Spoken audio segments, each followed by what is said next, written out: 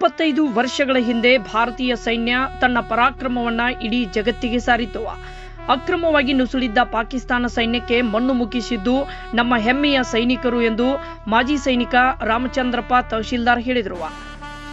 ನವಲ್ಗುಂದ್ ಪಟ್ಟಣದ ಗಣಪತಿ ದೇವಸ್ಥಾನದಿಂದ ಪ್ರಮುಖ ಬೀದಿಗಳಲ್ಲಿ ಸಂಚರಿಸಿ ಮಾಜಿ ಸೈನಿಕರು ಭಾರತದ ಸೈನಿಕರ ಪರ ಜೈಕಾರ, ದೇಶಾಭಿಮಾನದ ಪರ ಘೋಷಣೆಗಳನ್ನು ಮೊಳಗಿಸುತ್ತಾ ರೈತ ಹುತಾತ್ಮ ವೀರಗಲ್ಲಿನವರಿಗೆ ಪಥಸಂಚಲನ ನಡೆಸಿ ರೈತ ಹುತಾತ್ಮ ವೀರಗಲ್ಲಿಗೆ ಪುಷ್ಪ ನಮನದೊಂದಿಗೆ ಶ್ರದ್ಧಾಂಜಲಿ ಅರ್ಪಿಸಿದರು.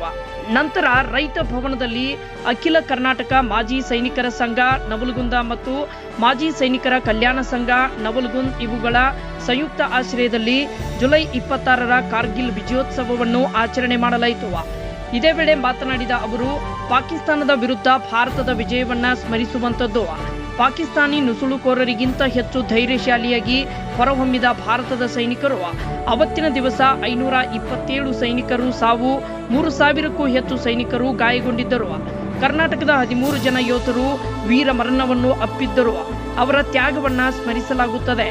ಆದರೆ ಪಾಕಿಸ್ತಾನ ಅವರ ಸೈನಿಕರ ಸಾವುಗಳ ಬಗ್ಗೆ ಎಲ್ಲಿಯೂ ವರದಿ ಮಾಡಲಿಲ್ಲ. ಅವರ ಕುಟುಂಬಗಳಿಗೂ ಕೂಡ ನೆರವು ನೀಡಲಿಲ್ಲ. ಆದರೆ ನಮ್ಮ ದೇಶದಲ್ಲಿ ಸೈನಿಕರಿಗೆ ಕೊಟ್ಟ ಗೌರವ ಮರೆಯುವಂತಿಲ್ಲ ಎಂದು ರಾಮಚಂದ್ರಪ್ಪ ತಹಶೀಲ್ದಾರ್ ಹೇಳಿದರು. ನಂತರ ತಹಶೀಲ್ದಾರ್ ಸುಧೀರ್ ಸಾಹುಕಾರ್ ಮಾತನಾಡಿ, ಇಂದು ನಾವು ಎಲ್ಲರೂ ಸುಭಿಕ್ಷೆಯಾಗಿ ಜೀವಿಸುತ್ತಾ ಇದ್ದೇವೆ ಅಂದ್ರೆ ಅದಕ್ಕೆ ಯೋಧರ ಶ್ರಮವೇ ಕಾರಣ. ಅವರ ಸೇವೆ ಅವಿಸ್ಮರಣೀಯವಾದದ್ದು ಎಂದರು. ಈ ವೇಳೆ ಸಂಘದ ಅಧ್ಯಕ್ಷರಾದ ಸಂಜೀವ್ ದೊಡ್ಡಮನಿ, ಅಡಿವೆಪ್ಪಗೌಡ ನಾಗಗೌಡ, ನಿಂಗಪ್ಪ ಸಿಂಗೋಟಿ, ಚನ್ನಬಸಗೌಡ ಗಂಗನಗೌಡರ್, ಮಲ್ಲಿಕಾರ್ಜುನ್ ಮುತ್ತಲಗೇರಿ, ಶರಣಪ್ಪ ಕೆಂಚಪ್ಪನವರ್, ಬಸವರಾಜ್ ಗಾಣಿಗೇರ್, ಸುರೇಶ್ ಗಾಣಿಗೇರ್, ಸಂತೋಷ್ ಕುಮಾರ್ ಹಿರೇಮಠ್, ಬೂದಪ್ಪ ಕರಿ, ಶಂಕರಪ್ಪ ದೋಟಿಕಲ್, ನಾಗರಾಜ್ ಕದಂ, ಮುರ್ತುಜಾ ದಾವಲ್ ಖಾನನ್ನವರ್, ನಾಗಪ್ಪ ಮುಳ್ಕಣ್ಣವರ್, ರಾಮಲಿಂಗಪ್ಪ ದೊಡ್ಡಮನಿ, ಸಿದ್ದಪ್ಪ ತಿರ್ಲಾಪುರ್, ಚನ್ನಬಸಯ್ಯ ಪೂಜಾರ್, ಮಹಂತಪ್ಪ ಹರ್ತಿ, ಕುಶಲ್ ಕುಮಾರ್ ಬ್ಯಾಳಿ, ಬಸವರೆಡ್ಡಿ ಕರಡ್ಡಿ, ಮಹಾಂತೇಶ ಗಲಗಲಿ, ಶರಣಪ್ಪ ಬೆಟ್ಸೂರ್, ಯಲ್ಲಪ್ಪ ಕೌಜಗೇರಿ, ನಾಗಪ್ಪ ಮೂಳಕ್ನವರ್, ಈರಪ್ಪ ಬಾಂತ್ಗೇರಿ, ಸಂಜೀವ್ ಕುಮಾರ್ ದೊಡ್ಡಮನಿ, ಮಲ್ಲಪ್ಪ ನರಗುಂದ್, ಮೋದಿನ್ ಸಾಬ್ ಮೂಲಿಮನಿ ಸೇರಿದಂತೆ ನೂರಾರು ಮಾಜಿ ಸೈನಿಕರು, ವಿವಿಧ ಸಂಘ ಸಂಸ್ಥೆಗಳು, ಎನ್ಸಿಸಿ ವಿದ್ಯಾರ್ಥಿಗಳು, ರೈತ ಹೋರಾಟಗಾರರು ಕಾರ್ಯಕ್ರಮದಲ್ಲಿ ಭಾಗಿಯಾಗಿದ್ದರು. JSK Kannada news, Navalgund. But ಈಗಿನ ಯುದ್ಧ ಹೆಂಗಿದೆ ಅಂದ್ರೆ ಸಾರ್ವಜನಿಕರು ನಾರ್ಮಲ್ ಪೀಪಲ್ಸ್ ಗೆಲ್ಲಿಕ್ಕೆ ಆಗೋದಿಲ್ಲ.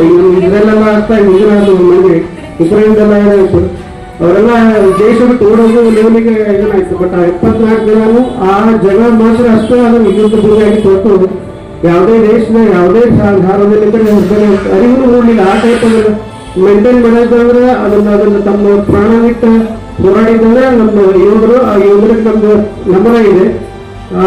ಅವ್ರು ಆ ರೀತಿ ಹೋರಾಡಿದ್ದಕ್ಕೆ ನಮ್ಗೆ ಅದನ್ನ ಇವತ್ತು ಶಾಂತ ರೀತಿಯಿಂದ ಇದು ಮಾಡ್ತಾರೆ. ಇವತ್ತಿನ ಜೊತೆಗೆ ಮುಗಿದಂತ ಬಂದಿಲ್ಲ, ಪ್ರತಿ ದಿವಸ ಅವ್ರು ಹೋರಾಡ್ತಾ ಇದ್ದಾರೆ. ನಾವು ಇಂಥ ಮುಂದೆ ನಾವು ಇದು ಮಾಜಿ ಸೈನಿಕರ ಬಗ್ಗೆ ಒಂದು ಹೇಳ್ಕೊಂಡು ಪ್ರತಿ ದಿವಸ ಅವ್ರು ಒಂದು ದಿವಸ ಒಂದು ಸ್ಮಾಲ್ ಇದನ್ನ ಹಾಗೆ ಆಗಿರ್ತಲ್ಲ. ಅವ್ರು ಬಾಗಿ ನಮ್ಗೆ ಬಾರ್ಡರ್ ಇದ್ರು. ಬಟ್ ಅವರೆಲ್ಲ ಮೀಟಿಂಗ್ ನಿಂತು ಅವರು ನವಾಗಿದ್ರು. ಅವ್ರದ್ದು ಶಿಸ್ತು ಇದನ್ನು ನೋಡಿದ್ರೆ ಖುಷಿ ಅನಿಸ್ತದೆ. ಅವರೆಲ್ಲ ರೆಡಿಯಾಗಿ ಬಂದಿದ್ದು ನೋಡಿದ್ರೆ 527 ಸೈನಿಕರು ಹುತಾತ್ಮರು, 1300 ಜನ ಗಾಯಗೊಂಡರು. ನಮ್ಮ ಕರ್ನಾಟಕದವರೇ 13 ಜನ ಹುತಾತ್ಮರಾದರು. ಆದರೆ ಆ ಪಾಕಿಸ್ತಾನ ದೇಶ ಯಾವುದೇ ತನ್ನ ಸೈನಿಕರ ಸಾವು ನೋವುಗಳ ಬಗ್ಗೆ ಯಾವುದೇ ವರದಿಯನ್ನು ಮಾಡಲಿಲ್ಲ. ಅಲ್ಲಿಯ ಸರ್ಕಾರ ಹೇಳಿದ್ದು 3000 ಸೈನಿಕರು ಅಂತ ಹೇಳ್ತಾ ಇತ್ತು. ಅಲ್ಲಿಯ ಸೇನೆ ಹೇಳಿದ್ದು ಒಂದು 350 ಅಂತ. ಆಗ ಅಮೆರಿಕ ಹೇಳ್ತಿ 750 ಪಾಕಿಸ್ತಾನಿ ಸೈನಿಕರು ಸತ್ತಿದ್ದಾರೆ ಅಂತ.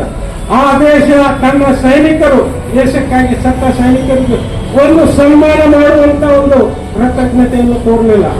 ಅದಕ್ಕೆ ಅದು ಪಾಕಿಸ್ತಾನ, ಇದು ನಮ್ದು ಭಾರತ. ಭಾರತದ ಸೇನೆ ಯಾವಾಗಲೂ ಒಂದು ಸಿದ್ಧಾಂತದ ಮೇಲೆ ನಿಂತಿದೆ. ನಮ್ಮದು ನೆಪೋಲಿಯನ್ ಆರ್ಮಿ ಭಾರತದಲ್ಲಿ. ಅಂದ್ರೆ ಏನು ನೆಪೋಲಿಯನ್ ಆರ್ಮಿ ಅಂದ್ರೆ ಏನು ಅನ್ನೋದು ನಾವು ತಿಳ್ಕೋ. ಫ್ರಾನ್ಸ್ ದೇಶದ ಒಬ್ಬ ನೆಪೋಲಿಯನ್ ಅನ್ನುವಂತ ಜಗತ್ತಿನಲ್ಲೇ ಒಂದು ದೇಶಕ್ಕೆ ಸೈನ್ಯ ಇರಬೇಕು ಅನ್ನುವಂಥದ್ದನ್ನು ಹುಟ್ಟು ಹಾಕಿದ ನೆಪೋಲಿಯನ್.